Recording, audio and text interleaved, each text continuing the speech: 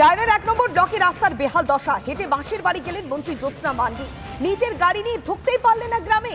পায়ে ভর করেই গ্রামে ঢুকলেন রাজ্যের মন্ত্রী। খারাপ রাস্তা দেখতে পান না মুখ্যমন্ত্রী, অথচ রাজ্যের মন্ত্রী গাড়ি ছেড়ে হাঁটছেন। দেখুন সেই শোচনীয় পরিস্থিতি। রায়নার ১ নম্বর ব্লকে রাস্তার বেহাল দশা। হেঁটেই মাসির বাড়ি গেলেন মন্ত্রী জ্যোৎস্না মান্ডি। নিজের গাড়ি নিয়ে ঢুকতেই পারলেন না গ্রামে, তাই বাধ্য হয়ে হেঁটেই গ্রামে ঢুকতে হলো রাজ্যের মন্ত্রীকে। বারবার খারাপ রাস্তা, একের পর এক জায়গায় রাস্তার বেহাল দশা, আর সেই রাস্তার বেহাল দশাতে মানুষকে প্রাণও হারাতে হচ্ছে। মালদার যে ঘটনা, সেই ঘটনাও রিপাবলিক বাংলা দেখিয়েছে। তবে এই সমস্ত রাস্তার যে বেহাল দশা, তা যেন চোখে পড়ে না রাজ্যের মুখ্যমন্ত্রী মমতা বন্দ্যোপাধ্যায়। অথচ রাজ্যের মন্ত্রী এই সমস্যার মুখোমুখি। দেখুন সেই ছবিটা। বাধ্য হয়ে একটা টোটো নিয়ে এগিয়ে যাচ্ছেন তিনি।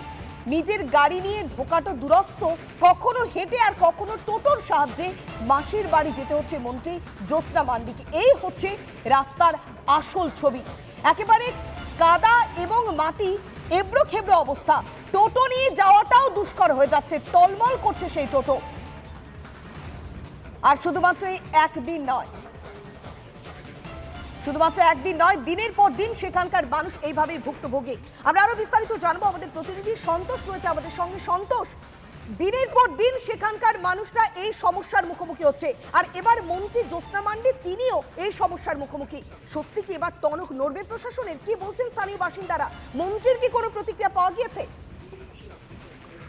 দেখো, একদমই তাই। যে সাধারণ মানুষের যে ভোগান্তি, তাও আরো একবার কিন্তু প্রকাশ ছিল। তার কারণ যে রায়নায় রাজ্যের মন্ত্রী জ্যোৎস্না মান্ডি তার আত্মীয় বাড়ি, তিনি আজকে তার আত্মীয় বাড়িতে আছেন এবং সেইখানে তিনি গাড়ি রেখে কার্যত টোটোই করে যেতে হয়। কারণ রাস্তায় এতটাই বেহাল অবস্থা যে সেই গাড়ি নিয়ে যে আমার যে বাড়ি সে তিনি পৌঁছাতে পারেন এবং তিনি টোটো করেই সেই বাড়ি অব্দি পৌঁছান। এবং তিনি বলেছেন যে এই রাস্তা কি এত খারাপ কিভাবে, এবং স্থানীয় যে পঞ্চায়েত এবং পঞ্চায়েত সমিতি রয়েছে তাদের কাছে তিনি খোঁজ নেবেন যে এই রাস্তার কেন এই অবস্থা। এবং তিনি কার্যত বলতে পারে যে ওই যে দীর্ঘদিন সাধারণ যারা মানুষ তারা কিন্তু ওই ভাঙা রাস্তা এবং কাদা যে রাস্তা, সেই রাস্তা দিয়ে চলাফেরা করতে। এবার মন্ত্রী নিজে যে সেই দেখলেন যে সেই রাস্তায় তিনি হেঁটে একদম তার যে আত্মীয় বাড়ি, সেই আত্মীয় বাড়ি পৌঁছান। তিনি বলেছেন যে স্থানীয় যে প্রশাসন রয়েছেন তাদের সাথে কথা বলবেন এবং জানবেন যে রাস্তা কেন এই বেহাল অবস্থায় রয়েছে। সন্তোষ, দিনের পর দিন মানুষজন এই সমস্যার মুখোমুখি হচ্ছে। অনেক ধন্যবাদ। সরাসরি ছিলেন আমাদের প্রতিনিধি সন্তোষ। মুখ্যমন্ত্রী মমতা বন্দ্যোপাধ্যায় কিছুক্ষণ আগেও বলেছেন রাজ্যের ঢালাও উন্নতি হয়েছে। মুখ্যমন্ত্রী মমতা বন্দ্যোপাধ্যায় বারবার দাবি করেছেন একের পর এক জায়গায় স্বাস্থ্য সাথী শুরু করে সাধারণ মানুষের স্বার্থে ভাতা দেওয়া হয়েছে। রাস্তার কথা যখনই বারবার সামনে আসছে তখন মুখ্যমন্ত্রীর কি সাফাই শুরু। একটা রাস্তায় পিচ উঠে গেলে দেখুন দেখুন পিচ উঠে গেছে, দেখুন দেখুন কি রাস্তা তৈরি করেছে।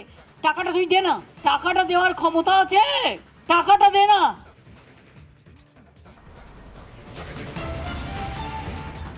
আমরা শোনালাম মমতা বন্দ্যোপাধ্যায় তিনি কার্যত সাফাই দিচ্ছেন।